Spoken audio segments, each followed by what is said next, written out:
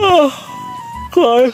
Hello, good morning. So, namidirin sa shore sa Hola Beach Resort, and time check, it's 6:05 nguro, and we expect nga mag sunrise unta dire wat tabunan ba siya sa Cape. So kini nga Cape, so okay na lang, patindot naman sa ambience dire. Tol sa balik guys.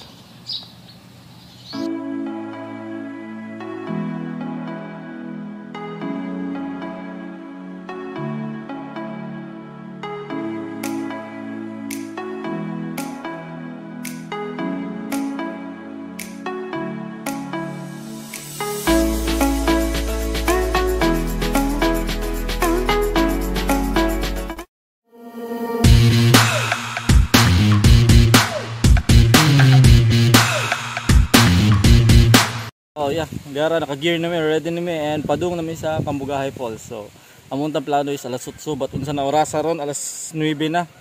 Langaya man gud si GB Kim. Bo. Tara ta. Gina. Sige na, moto sa mi. Bye.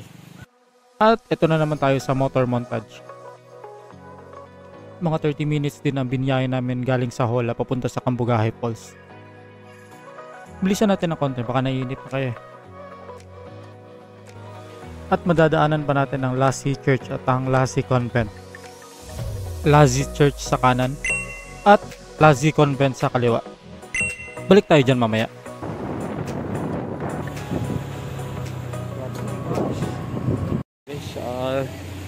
Punta mi sa Cambugahay Falls. Buat wala lang. Ito na oh. Ay, ang ticket. Oh. Ticket dahil. Bugat na kayo ahat. So, taas-taas sa stairs na ugonon ba? Sige, laban. Go. More than 100 steps pa to pababa. Kaya kanin mo pa na pasakaw niya balik ba? Moro maguro na. Magda pa maguro taas-taas.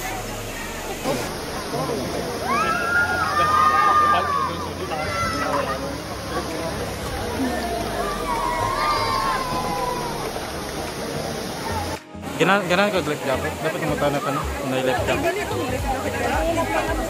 Dito niya, mambak na ka. Ready na ka? Ready na. Waiting game kami para doon sa balsa. Next na ay. Ready na ka ba? Ate, ang Lapas Tulo. 1 to 5, 100. Okay. Mula pa sa 5. Oh. Per head. 20 per head. Okay. Okay.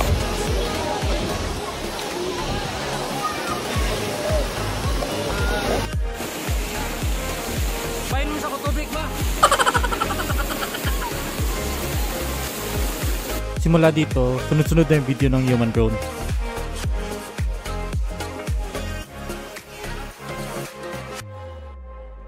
At kasama to sa job description ni Kuya Drone, yung magsiswing tsaka magvi-video. Huwag mag-alala, mga expert na yun sila. Tama nyo to sa activities nyo pag pumunta kayo dito sa Cambugahay. Donation lang yung kailangan nyo bayaran at sulit na talaga siya. At sa bandang huli, tinamad na kami at umupo na lang. Alright. Ba? Ito na to sa level 1. Yung mga paborito. Ano? Afford it.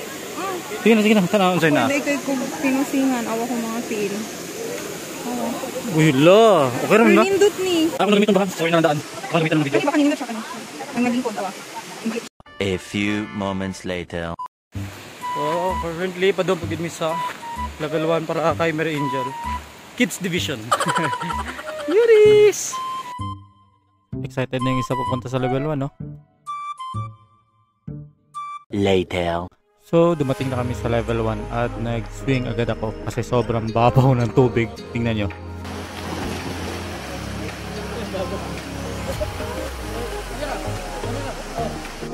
Tapos, si Mary Angel naman ang sumubok.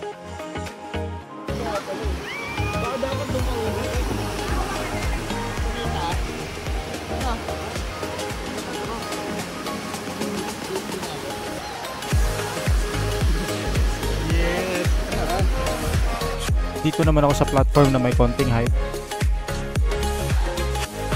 Tapos si Angel susubok ulit. O diba, parang sabay kami nag-swing. Siya guys, nasulit na ni Angel lang yung swing sa level 1 and nadamay rapod to. Lingaw ra ka sa swing kanina ba? So overall, ganyan lang kababaw ang sa level 1. Gusto nyo mag-chill lang, dito na kayo.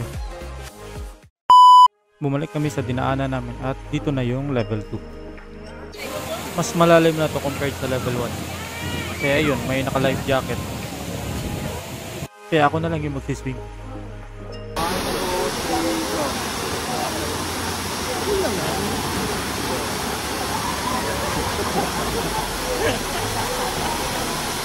At ito lang yung picture namin sa level 2. Okay, next. So magpapalit na kami ng damit kasi tapos na kami sa Kambugahay. Naglagay pa talaga si Angel ng sunblock. Kala mo talaga may pag-asa pa ako. Kitang kita pa naman sa video na bumaba yung brightness ko ng 2 guhit. Right, so muna to siya ang Kambugahay. Ba, nag-enjoy ka? Pagod pa man sa ka. Muna sila mo ito bangon Kalbaryo, Pasaka.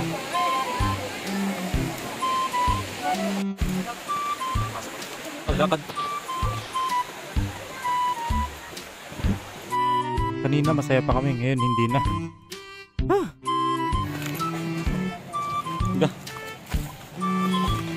You can do it!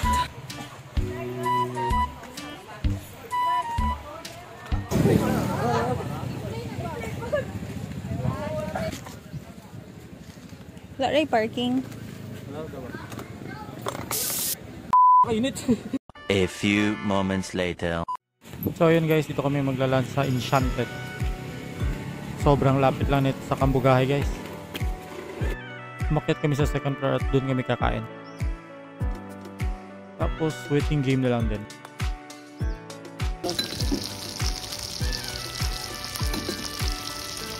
So aside sa sisig, nag-order din kami ng sinigang na seafood. Inang yan, ang itim ko na dito. Kain muna kami guys ha. Ipon muna ng energy kasi hanggang mamayang hapon pa tong gala namin. Mga 15 minutes lang galing sa Enchanted ay makakarating na tayo sa Lazi Church at Lazi Convent. Yung nadaanan natin kanina.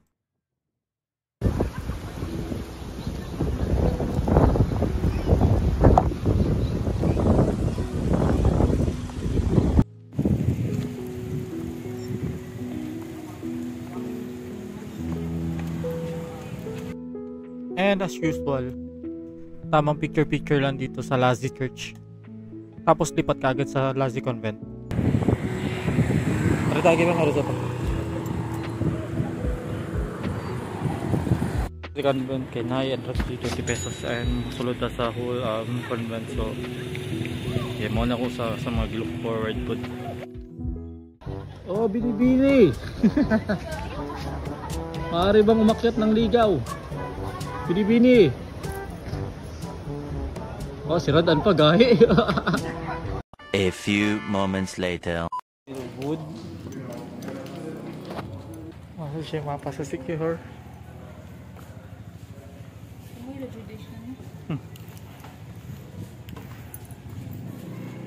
Oh, very good. Ito sa Lazi Convent, makikita nyo ang documented pictures ng kumbento.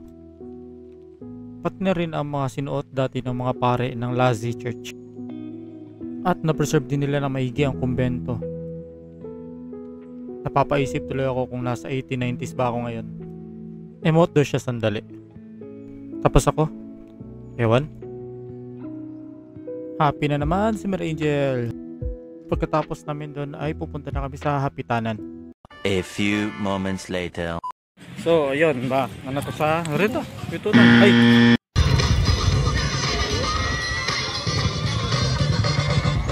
Isa sa mga activities ng Hapitanan ay mag-jump shot habang nakasakay sa walis tingting. Kuyawa.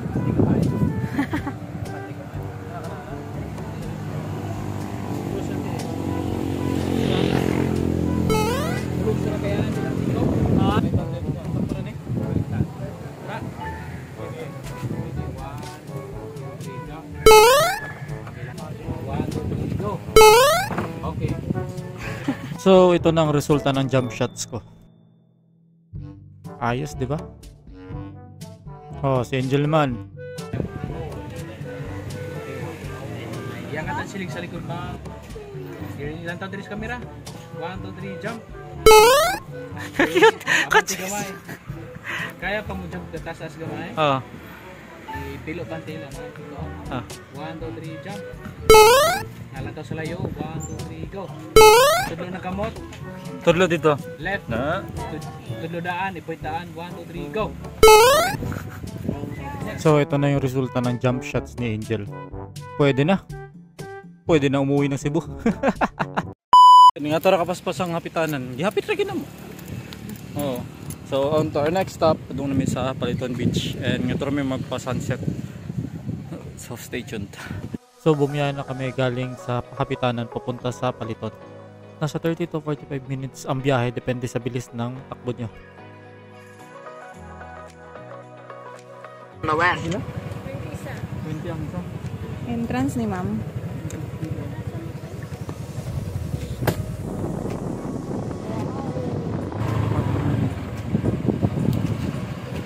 Parking sa amin guys. Bye. Abot na siya ganun Paliton.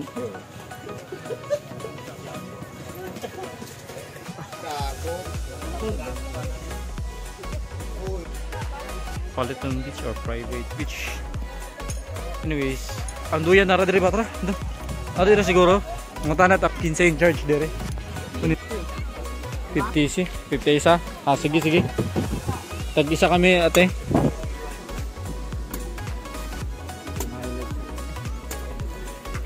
Baka joyride. Kuya, pa-picture naman oh.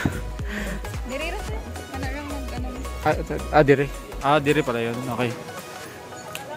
Sige, sige. So, ito yung kuha ni Kuya. Joke lang ito talaga yan. So, cute mo. Sige, sibog pa kay ko ganan ma-fall kaslain. Pa, sentro. Kana. Kana. At sinubukan na ni Mary Angel ang swing sa Paliton habang may nag-human drone sa kanya.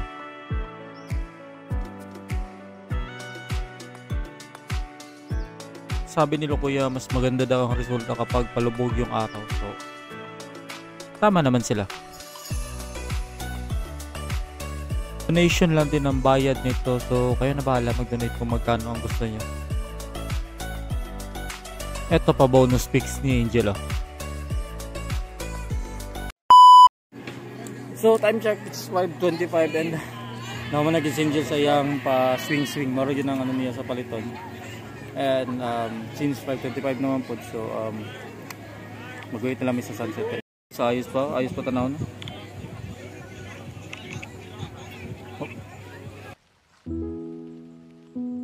At may pa time lapse na naman tayo dito sa Paliton Beach.